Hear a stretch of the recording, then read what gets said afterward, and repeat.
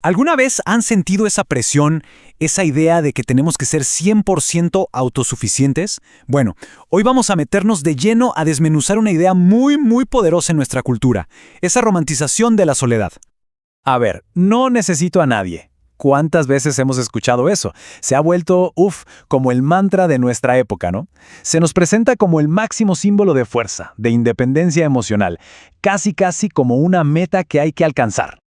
Pero paremos un segundo. ¿Qué hay realmente detrás de esta celebración de la soledad? ¿De verdad es fortaleza?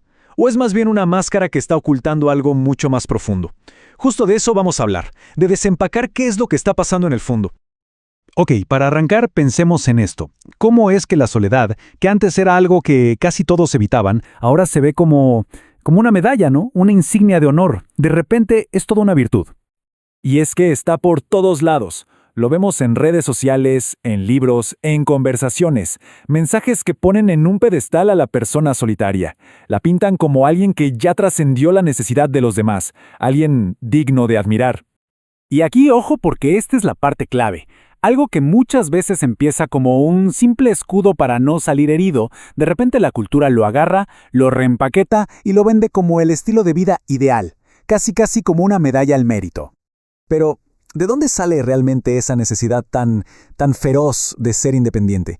Si empezamos a rascar un poquito, a quitar esas capas de fortaleza, lo que encontramos debajo suele ser algo, mucho más complicado, y a veces hasta doloroso.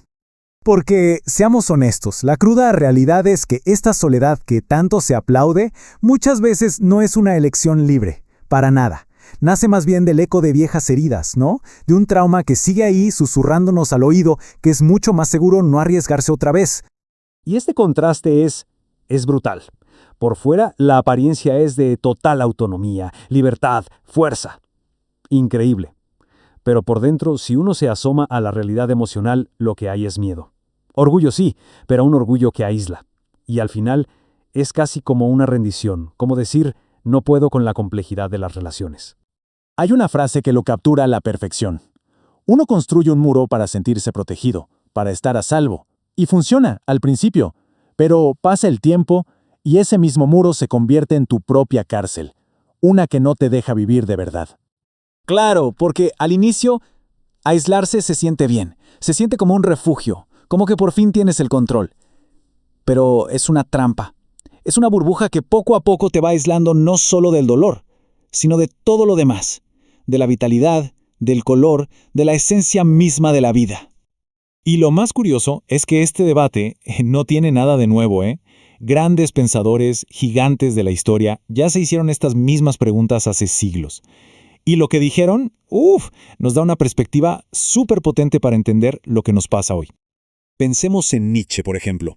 Para él, la soledad no era para nada un escondite. Al contrario, era un taller, un lugar de trabajo activo para forjar el carácter, para crear algo nuevo. O sea, era una herramienta para llegar a algo más, no el destino final.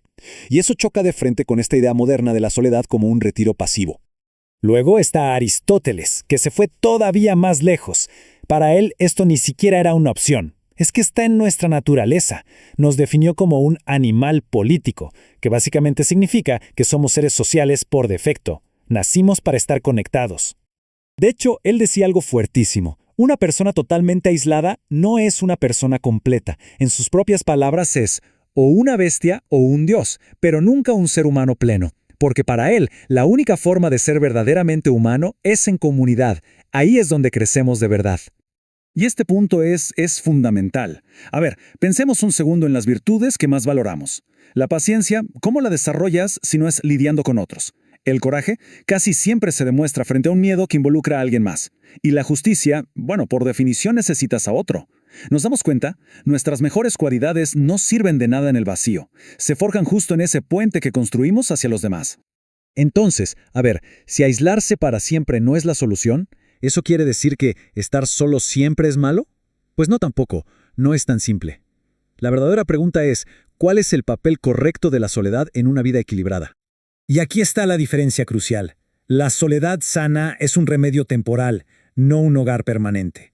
Es un camino para reflexionar y sanar, sí, pero con la intención de regresar, no un callejón sin salida. Y lo más importante, es una elección consciente, no una reacción inconsciente al miedo. porque al final del día, la verdadera fortaleza no es gritar a los cuatro vientos, soy totalmente independiente. Es más como un baile, ¿no? Un equilibrio.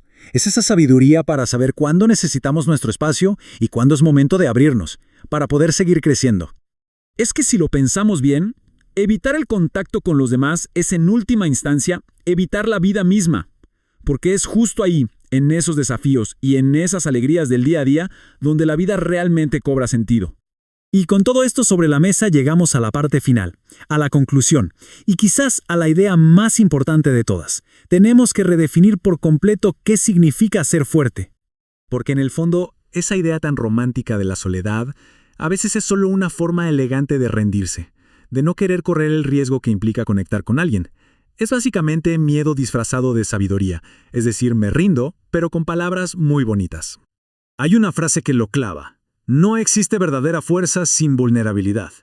La auténtica libertad, el crecimiento de verdad, no está en levantar muros cada vez más altos, está en tener el coraje de abrir la puerta y conectar con el mundo, con todos sus riesgos y sus recompensas.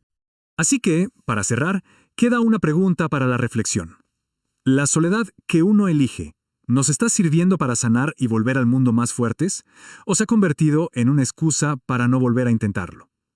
Ahí está la diferencia entre la curación y el ocultamiento. Gracias por acompañarnos.